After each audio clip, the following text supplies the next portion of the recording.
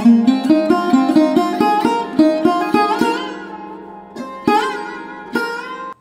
একটি playlist create করেছি পূজা অনুষ্ঠানের ভাবার্থ। এটি স্বামী দিব্যানন্দজি মহারাজের একটি লেখা 2016-তে নিবোধত পত্রিকাতে প্রকাশিত হয়েছিল। তারই প্রথম পর্ব বোধন। আশ্বিন মাসের শুক্লা ষষ্ঠী তিথিতে সন্ধ্যাকালে দেবীর বোধন অনুষ্ঠানের মধ্য দিয়ে শুরু হয় 4 দিনব্যাপী দুর্গাপূজা। বোধন কথার অর্থ জাগরণ, নিদ্রিত অবস্থা থেকে উত্থান।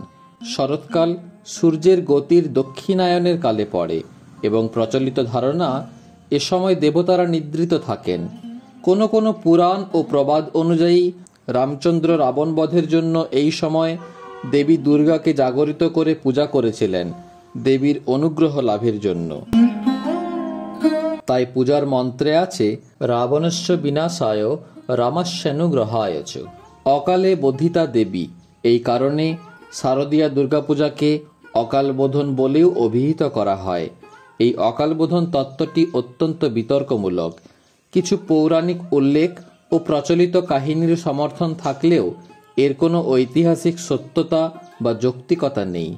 তবে কয়েক শতাব্দী ধরে চলে আসা পূজা অনুষ্ঠানটির আসলে একটি দার্শনিক দিক আছে। ঈশ্বর বা মহাশক্তি বা জগজ্জননী যা বলে অভিহিত করি, তিনি শুদ্ধ চৈতন্য স্বরূপ, যার চৈতন্যে জগতের সবই চৈতন্যময়। তাই তিনি কখনোই নিদ্রা যেতে পারেন না। অতএব একে জাগানোর প্রশ্ন অবান্তর। মানুষের মধ্যেই ঈশ্বরের প্রকাশ। স্বামীজির কথায় প্রত্যেক আত্মার মধ্যেই দেবত্ব নিহিত।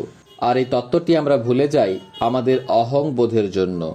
অজ্ঞানতার অন্ধকারে আমাদের অন্তরের দেবত্ব নিদ্রিত থাকেন। ঈশ্বরের সঙ্গে একত্ব বোধ করে ঈশ্বরের আরাধনা করতে হয়। দেবতা হয়ে দেবতার পূজা করবে। তাই মানুষের অন্তরের নিদ্রিত দেবত্বকে হৃদয় মাঝে সুপ্ত জগজ্জননী মা দুর্গাকে জাগরিত করার জন্য এই বোধন অনুষ্ঠানের মধ্য দিয়ে ভক্ত প্রার্থনা করেন, জাগো দুর্গা, জাগো দশপ্রহরণ ধারিণী।